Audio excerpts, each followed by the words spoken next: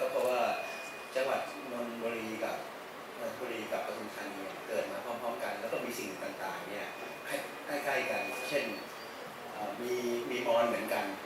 มอญที่ปักว่าพระคุณธรรมราชเป็นพระประจำจังหวัดของปทุมธานีแล้วก็ให้แสดงให้สมุทรปราการเนี่ยมันเป็นสถาปัตยกรรมไม้แบบนี้เป็นตึก3 ชั้นซึ่งเป็นสถาปัตยกรรมแต่ตอนหลังเนี่ยเขาจะใช้เป็นที่ห้องสมุดผมอยากรู้ว่าใช่แล้วผมเองธานีค่ะหลังจากนั้นนะคะเราก็เยี่ยมชมวิถีชีวิตชาวมอญที่วัดบางหลวงแล้วนะคะเราก็จะไปต่อกันที่วัดชินวรารามวรวิหารกับวัดเจตวงศ์ค่ะวัดชินวรารามวรวิหารนะคะเป็นวัดที่ได้รับการไม่ว่าจะเป็นวัดปรมัยนะฮะวัดเสาธงทองวัดไผ่ล้อมแล้วก็มีขนบธรรมเนียมประเพณีในของชาวมอญนะฮะเรื่องการปั้นดินเผาที่วิจิตรค่ะก็จะได้ความหลากหลายแล้วก็เชื่อมโยงกันและทำให้เราย้อนถึงประวัติศาสตร์ของ2 จังหวัดนี้ด้วยค่ะนั่นพูดถึงสถาปัตยกรรมอะไรต่างๆก็ทำให้เห็นคล้อยตามนะคะว่าขออนุญาตนับถอยหลังนะคะ5 4 3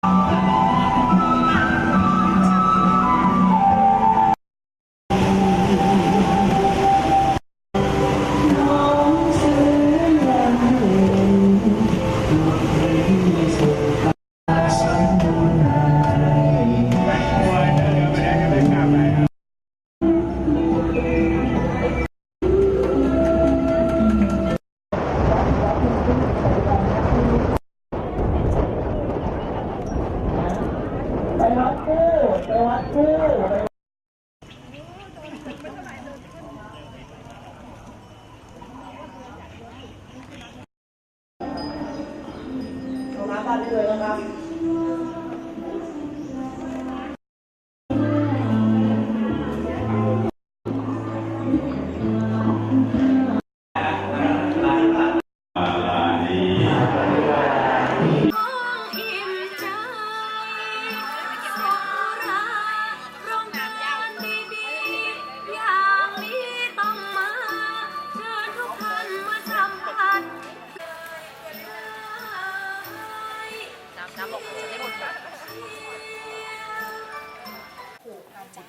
หยิบได้เลยค่ะหยิบได้เลยค่ะ